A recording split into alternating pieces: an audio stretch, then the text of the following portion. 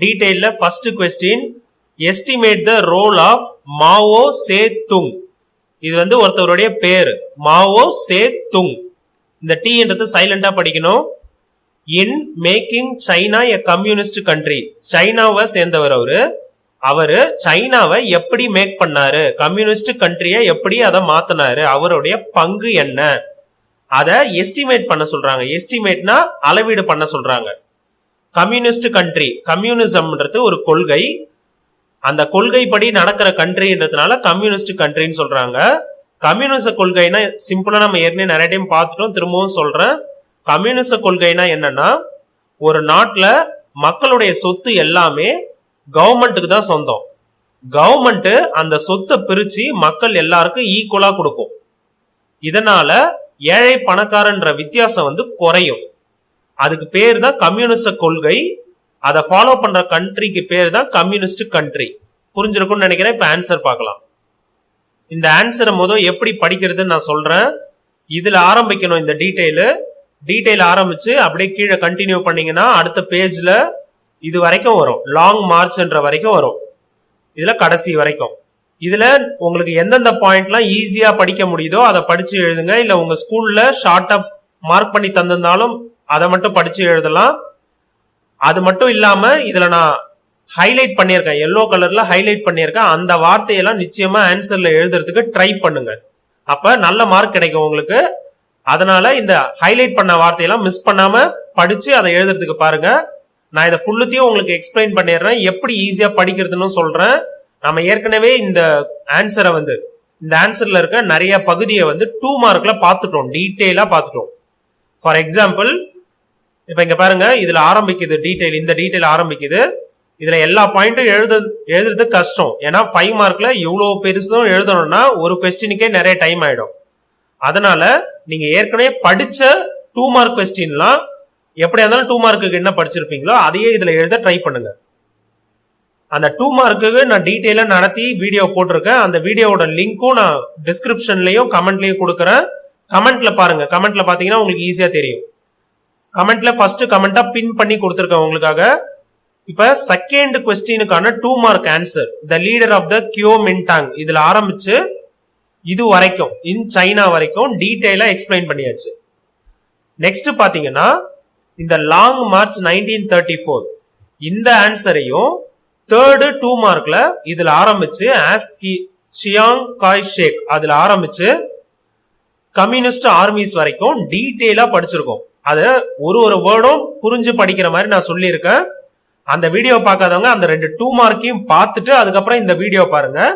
இந்த வீடியோல நான் அந்த வீடியோல இப்ப சொல்லாதது இந்த டீடைல்ல இருக்கும்ல, அதை வந்து நான் உங்களுக்கு ப்ளூ கலர்ல அண்டர்லைன் பண்ணிருக்கேன். அந்த வார்த்தையெல்லாம் உங்களுக்கு டிஃபரன்ஸ் தெரியணுன்றதுக்காக. இப்ப பாத்தீங்கன்னா ஆஃப்டர்ல இருந்து இந்த பாலிசிஸ் வரைக்கும் முதல் பார்ப்போம். அதுக்கப்புறம் 2 மார்க்ல இருக்கு. சோ 2 மார்க் நீங்க படிச்சிருந்தீங்கனாலே முடிஞ்சிருச்சு. அதுக்கப்புறம் ஆர்கனைசர் ஆஃப் பெசன்ட்ஸ் இந்த பேராகிராஃப் நான் நடத்துவேன் இப்ப இந்த டீடைல்ல இந்த வீடியோல. அதுக்கப்புறம் லாங் மார்ச்னு பாத்தீங்கன்னா இது எல்லாமே உங்களுக்கு ஏற்கனவே சொல்லியாச்சு. பை 1937 அதுல ஆரம்பிச்சு சைனா வரைக்கும் டீடைலா சொல்லுவோம். இப்ப இந்த வீடியோல அதை டீடைலா பார்ப்போம்.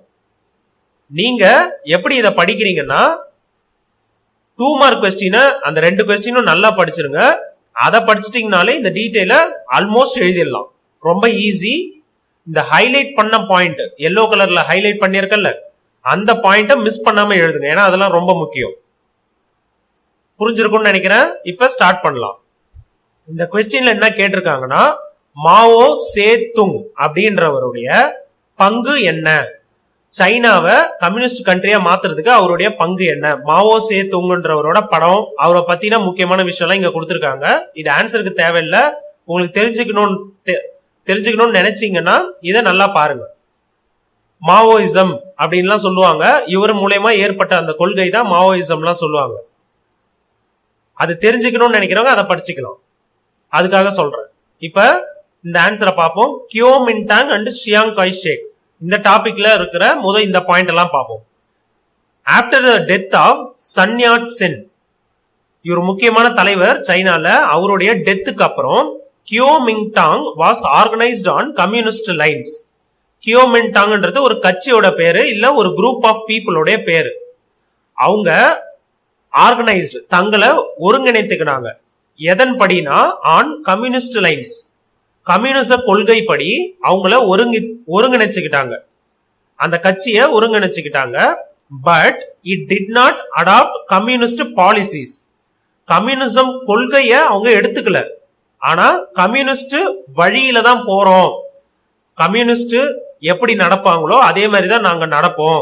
ஆனா அவங்களுடைய கொள்கையெல்லாம், அவங்க சொன்ன ரூல்ஸ் பாலிசிஸ்னா கொள்கைன்னு அர்த்தம் தமிழ்ல, அவங்க சொன்ன பாலிசிஸ் அதாவது ரூல்ஸ், சிம்பிளா சொல்லணும்னா ரூல்ஸ நாங்க எடுத்துக்க மாட்டோம், அடாப்ட்னா அதை பின்பற்ற மாட்டோம், ஆனா கம்யூனிஸ்ட் வழியில தான் நாங்க போவோம் அப்படின்னு சொல்றாங்க. புரிஞ்சிருக்கும்னு நினைக்கிறேன். சிம்பிளா சொல்லணும்னா அவங்க ஃபுல்லா கம்யூனிஸ்ட் கிடையாது, பாதி கம்யூனிஸ்ட் சொல்லலாம். நெக்ஸ்ட் அந்த கட்சியோட லீடர், அதை பத்தி எல்லாம் நம்ம ஏற்கனவே பார்த்திருக்கோம். அவர் வந்து சியாங் காய் ஷேக். இதுல முக்கியமான பாயிண்ட் மட்டும் நான் இந்த வீடியோல சொல்றேன். இந்த 2 மார்க்க டீடைலா நீங்க தெரிஞ்சுக்கணும்னா 2 மார்க்கோட வீடியோவை பாருங்க. சியாங் காய் ஷேக் வந்து கியோமின்டாங் கட்சியோட லீடரு. கம்யூனிஸ்ட் கட்சியெல்லாம் மாவோ சே துங்கும் ஷோ அண்ட் லா என்ற 2 தலைவர்கள் பாத்துக்கினாங்க. சியாங் காய் ஷேக் வந்து கம்யூனிஸ்டுக்கு எதிராக இருக்கிறாரு. அவரு கம்யூனிஸ்டுக்காரங்க யார் யாரெல்லாம் தன்னுடைய கட்சியில இருக்காங்களோ, தன்னுடைய குரூப்ல இருக்காங்களோ, கியோமின்டாங் குரூப்ல இருக்காங்களோ அவங்க எல்லாரையும் வெளியே அனுப்பிச்சிடுறாரு. கம்யூனிஸ்ட் கட்சி வந்து ஒர்க்கர்ஸ்க்கும் பெசன்ட்ஸ்க்கும், தொழிலாளர்களுக்கும் விவசாயிகளுக்கும் வேளாண் மக்களுக்கும் ஹெல்ப் பண்றாங்க. அவங்க சப்போர்ட்டோட இருக்கிறாங்க.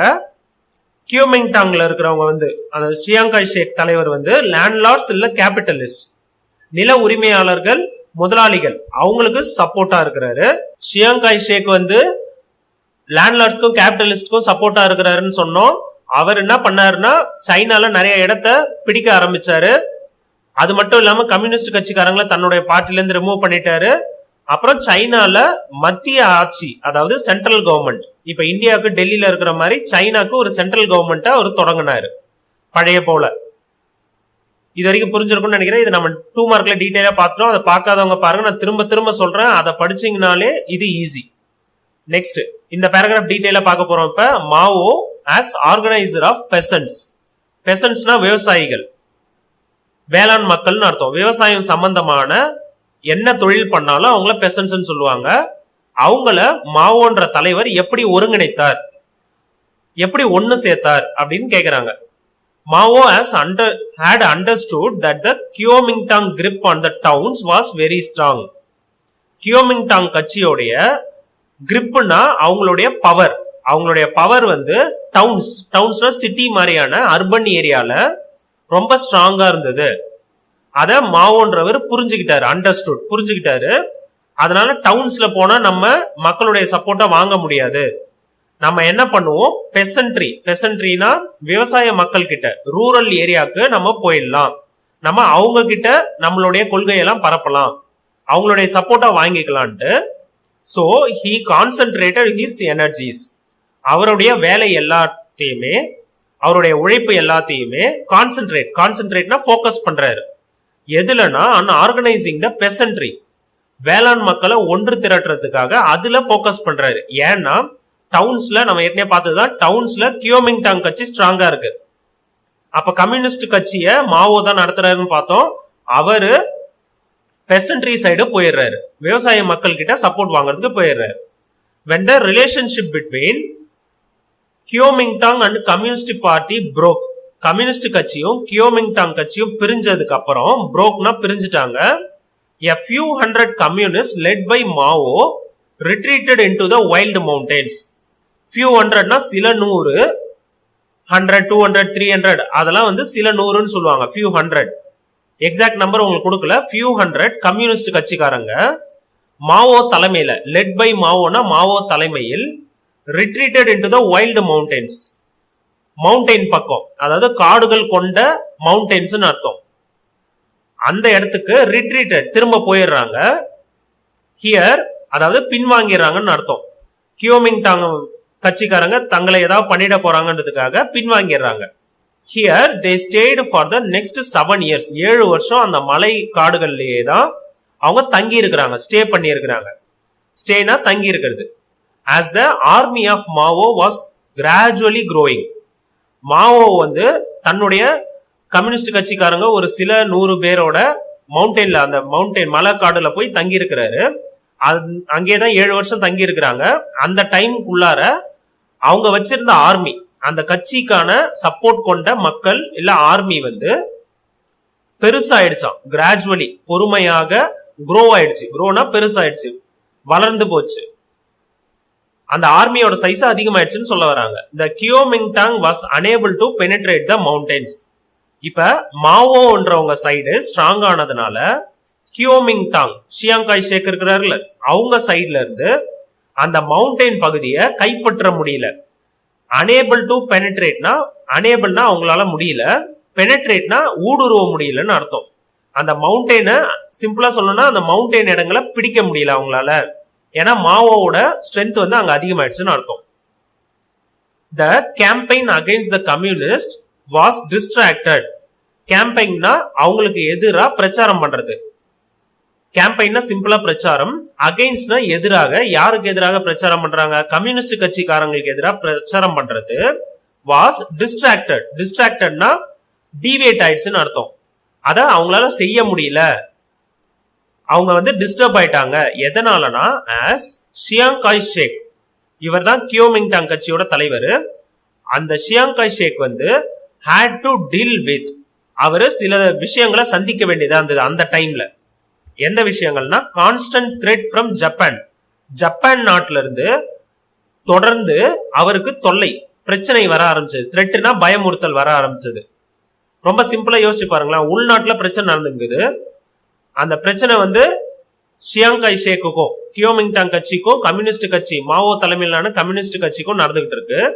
அந்த டைம்ல வெளிநாட்டுல இருந்து, ஜப்பான்றது சைனாக்கு வெளியே இருக்கு, ஜப்பான் நாட்டுல இருந்து அந்த நாட்டுக்கு, சைனா நாட்டுக்கு பிரச்சனை வருதுன்னா அந்த சைனா நாடு வந்து முதல் ஜப்பானை தான் கவனிப்பாங்க. அதுக்கப்புறம் தான் உள்ளார இருக்கிற, தன் நாட்டுக்கு உள்ளார இருக்கிற அந்த புரட்சி, அந்த பிரச்சனையெல்லாம் அதுக்கப்புறம் தான் பார்ப்பாங்க. அதனால டீவியேட் ஆயிட்டாங்க.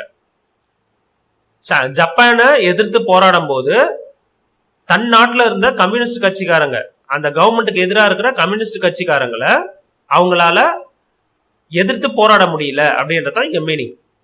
ஜப்பான் வந்து பிரச்சனை கொடுக்க ஆரம்பிச்சிட்டாங்க. And also the attacks from warlords. வார்லார்ட்ஸ்னா சண்டை போடுறதுக்காகவே சில குரூப்ஸ் எல்லாம் இருப்பாங்க. போர் அப்ப மட்டும் அவங்களுக்கு காசு கொடுத்தா அவங்க எந்த டீம் வந்து காசு தராங்களோ அந்த டீம் கூட சப்போர்ட் பண்ணுவாங்க. அதுக்கான குரூப்புக்கு பேர் தான் வார்லார்ட்ஸ் சொல்லுவாங்க. வார்லார்ட்ஸ்னா போர் அப்ப மட்டும் அவங்களுக்கு காசு கொடுத்தா எந்த டீம் பக்கம் வேணாலும் வந்துருவாங்க. அவங்க பேர் வார்லார்ட்ஸ். அவங்களும் ஷியாங் காய் ஷேக்க அட்டாக் பண்ண ஆரம்பிச்சாங்க. அவங்களுடைய கவர்மெண்ட்டை கியோமிங்டாங் கட்சிக்கு எதிராக இருந்தாங்கன்னு தான் மீனிங்.